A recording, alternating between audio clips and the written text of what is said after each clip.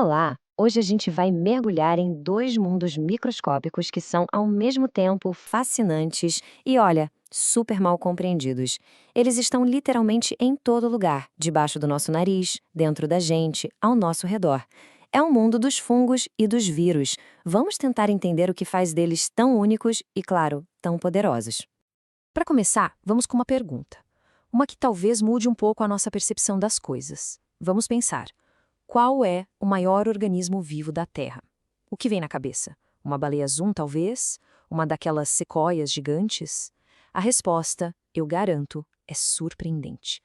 Pois é, o maior organismo vivo que a gente conhece no planeta é um fungo. Um fungo da espécie Armillaria, que o pessoal chama de cogumelo do mel. Ele se estende por uma área subterrânea de quase 9 quilômetros quadrados, lá no estado do Oregon, nos Estados Unidos. É gigantesco. E isso, olha, já dá a deixa perfeita para o poder oculto do nosso primeiro assunto. Então, esse gigante escondido debaixo da terra nos leva direto para o nosso primeiro tema, a micologia, o estudo dos fungos. E a primeira coisa para entender é: fungo não é planta nem animal. É um reino biológico completamente à parte, sabe? Com as suas próprias regras. Beleza, mas o que faz eles serem tão diferentes assim? Vamos lá. Primeiro, diferente das plantas, eles não fazem fotossíntese. E, ao contrário dos animais que, comem e digerem a comida dentro do corpo, os fungos fazem o exato oposto. Eles liberam enzimas, dissolvem o alimento ali do lado de fora e só depois absorvem os nutrientes. É uma estratégia de vida totalmente única. O nome científico para isso é quimioheterotrófico. Nome complicado, né? Mas a ideia é simples. Significa que eles precisam pegar compostos químicos de outros seres para conseguir energia. Na prática, eles são os maiores recicladores da natureza. Eles decompõem tudo o que está morto e, fazendo isso, literalmente criam o solo fértil que sustenta a vida. E como é a estrutura deles? Bom, o corpo de um fungo, na verdade, é uma rede imensa que fica debaixo da terra, chamada micélio. Esse micélio é todo feito de um emaranhado de fiozinhos minúsculos, as hifas. Então, quando a gente vê um cogumelo na superfície, aquilo é só a pontinha do iceberg. O verdadeiro fungo está todo lá embaixo. Esse micélio tem basicamente duas caras, duas funções. A primeira é o micélio vegetativo. Ele fica ali, escondido, trabalhando quietinho, só absorvendo os nutrientes. Mas aí, quando as condições ficam perfeitas, ele cria o que a gente chama de corpo de frutificação, que é o cogumelo, que brota para fora da terra só para liberar esporos e garantir a próxima geração. E essa dualidade é a chave para entender os fungos. Eles são, ao mesmo tempo, criadores e destruidores. Pensa só, a penicilina, que salvou milhões de vidas, veio de um fungo. Mas do outro lado da moeda, tem fungos que acabam com plantações inteiras ou que causam infecções bem sérias.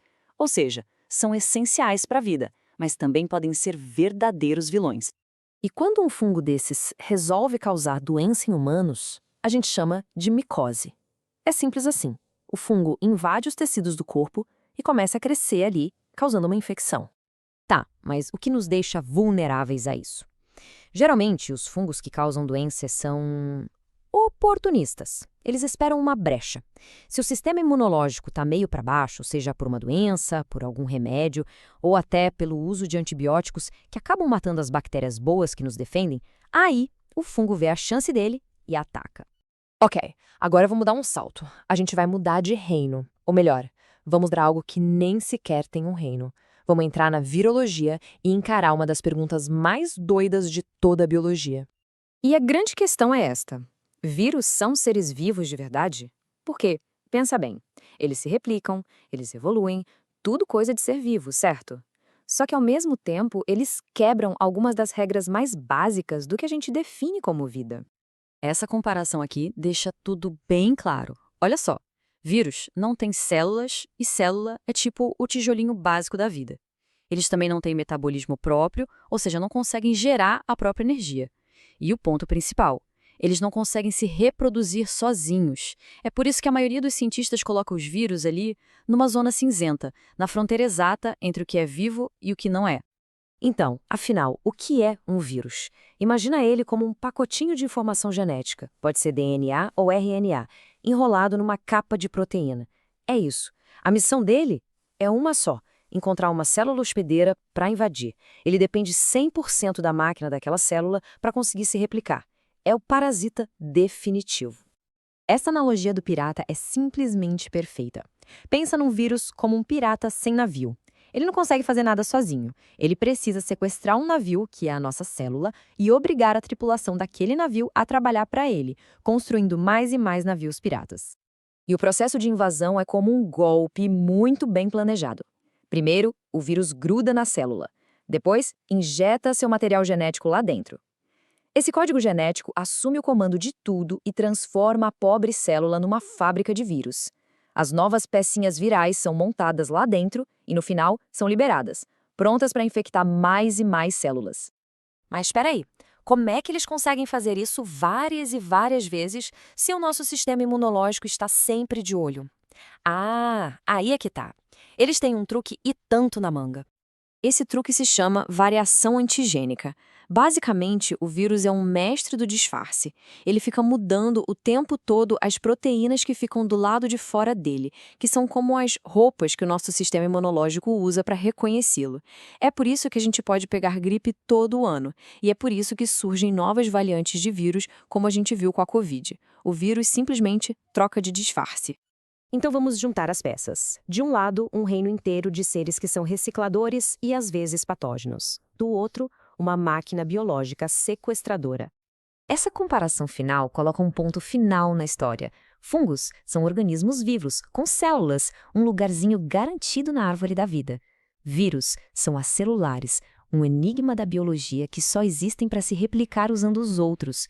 Sim, os dois podem ser parasitas, mas a essência deles, a natureza fundamental, são dois mundos completamente diferentes. E essa é a grande sacada. Um é um pilar fundamental para os ecossistemas. O outro é quase como um fantasma na engrenagem da biologia. Mas ambos, fungos e vírus, são forças invisíveis que, nossa, moldaram a história da vida de um jeito profundo e continuam a definir tudo: nossa saúde, o meio ambiente e até a nossa própria evolução. E isso nos deixa com uma última provocação para pensar. O que teve mais impacto na história da vida na Terra? A complexa teia de vida e morte criada pelos fungos ou a replicação implacável e super eficiente dos vírus? Um reino vivo ou uma máquina biológica? Qual deles foi o maior arquiteto do mundo que a gente conhece hoje? A resposta talvez não seja nada simples.